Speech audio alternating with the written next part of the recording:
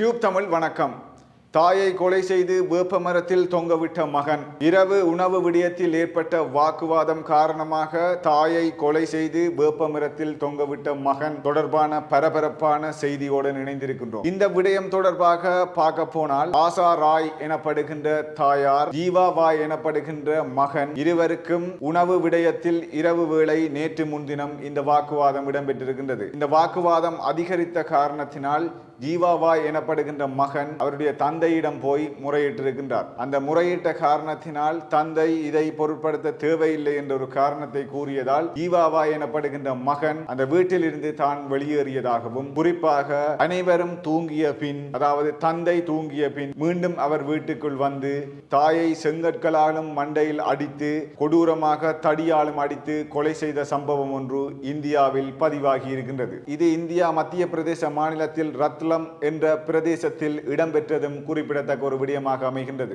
இவ்வாறு கொலை செய்துவிட்டு மகன் தப்பித்து தலைமறைவாகி உள்ளதாகவும், தந்தை விழித்து பார்க்கின்ற வேளையில் மனைவிக்கு இவ்வாறான நிலை ஏற்பட்டதை அடுத்து உடனடியாக போலீசாருக்கு தகவல் வழங்கியதை அடுத்து சம்பவ இடத்துக்கு விரைந்து வந்த போலீசார் உடலை மீட்டு பிரேத பரிசோதனைக்காக வைத்தியசாலைக்கு அனுப்பி வைக்கப்பட்டதும் குறிப்பிடத்தக்க ஒரு விடயமாக அமைகின்றது. அதனைத் தொடர்ந்து மேலதிக விசாரணைகளை போலீசார் முன்னெடுத்து வருகின்றதும் குறிப்பிடத்தக்க ஒரு விடயமாக இருக்கின்றது. தலைமறைவான மகனை தேடும் பணியில் போலீசார் தீவிரமாக இருப்பதாகவும் தகவல் வெளியாகி இருக்கின்றது. இவ்வாறான விடயங்கள் அநேகமாக இந்தியாவில் இடம்பெறுகின்றதும் ஒரு குறிப்பிடத்தக்க விடயமாக இருக்கின்றது. சில சின்ன காரணங்களுக்காக இவ்வாறான கொலை சம்பவங்களாக இருக்கட்டும், கொள்ளை சம்பவங்களாக இருக்கட்டும், மகன் தாயை கொலை செய்வதும், தந்தையை கொலை செய்வதும், சகோதரனை கொலை செய்வதும் அண்மை காலமாக கூட நாங்கள் பார்த்திருப்போம். ஒரு தொலைபேசிக்காக அண்ணன் தம்பியை கொலை செய்தது. இவ்வாறான ஒரு சின்ன விடயங்கள் அங்கே எவ்வளவு ஒரு பெரிய விடயமாக அமைகின்றது என்பது இந்த செய்தியின் மூலம் நீங்கள் அறிந்திருப்பீர்கள்.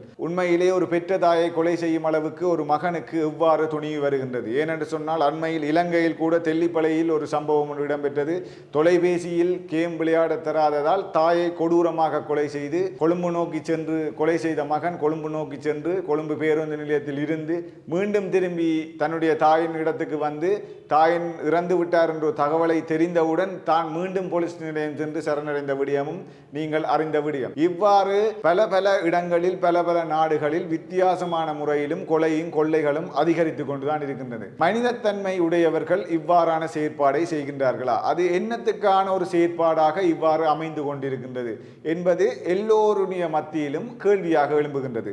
இதனை தாண்டி கோபத்தால் பல விடயங்களை சாதிக்க முடியும் என்று நினைப்பவர்கள் தான் இவ்வாறான விடயத்தை கையில் எடுக்கின்றார்கள். ஆனால் அதனையும் தாண்டி தங்களுடைய வாழ்க்கை கோபத்தால் இவ்வாறு அமைந்திருக்கின்றது என்பதை சற்று யோசித்தால் இவ்வாறான விடயங்கள் இடம்பெற மாட்டாது.